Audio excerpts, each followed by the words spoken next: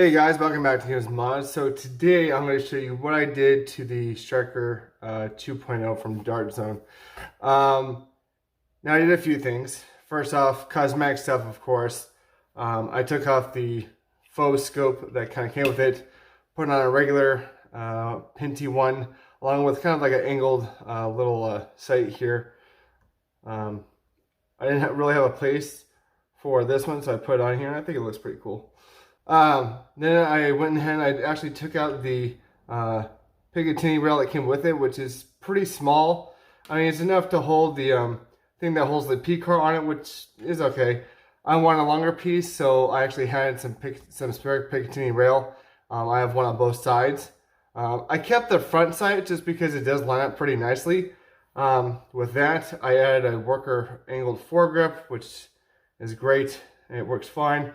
I add on I believe they call this a Python buttstock. It's just a regular buffer 2 buttstock there. And onto the important stuff, we took out the original barrel and collet. I guess that's what you call this, or stopping port, front port. And we actually switched it out for the one that Xbox game sells. Now, I wanted purple because I kind of like the purple in here, and I wanted more purple on it. So I went ahead and I did his collet in purple. His collet is basically you just take out the same screws. You screw in 3 screws into this to hold it, and then it comes with an O-ring to put around the barrel, and then a collet to twist on to make it tight. The barrel I'm using is a 45 centimeter Curry barrel, and then of course a Gavin Fuzzy Nebula purple B-car up there, just to finish off the purple aesthetics. Now for the power, right now it just does have the stock spring. I have been messing with a few things. I did a post, I think it wasn't a short. I just did a post where I put these two around the spring rest in the back.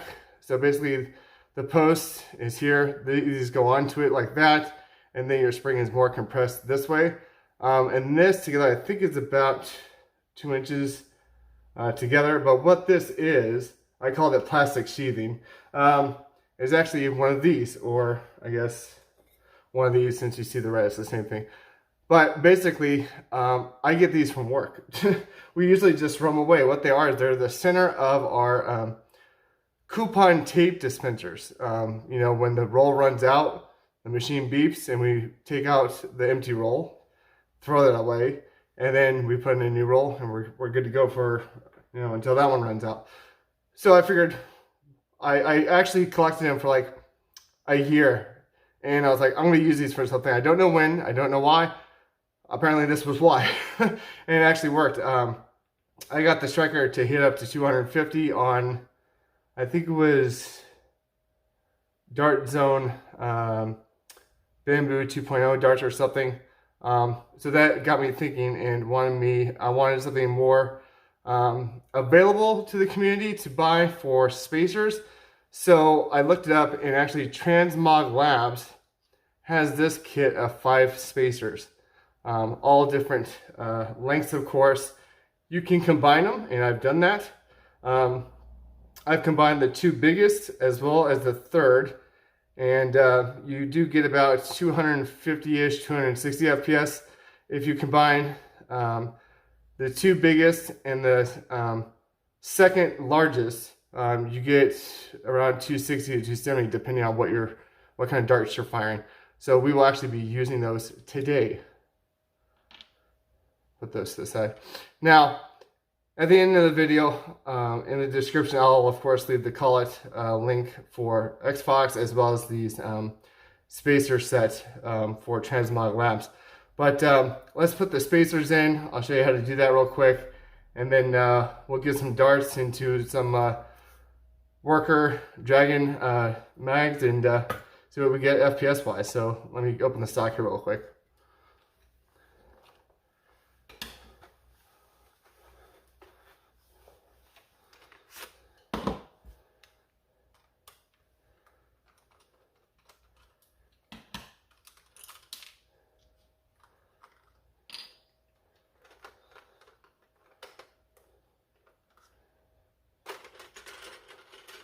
There's your spring in there, spring rest. I'm hoping in the future that Dart Zone does come out with a stronger spring, just like they did with the Nexus X or Nexus Pro X and the Aeon Pro X. I thought that was a really good idea. So there we go. We got all three of those. You got to throw those in there. Now, it will fight you a little bit, but it does fit. And it's now in there. Put the cap back on because just in case if that does try to break out, you don't want to while you're holding it. And then replace it with that screw.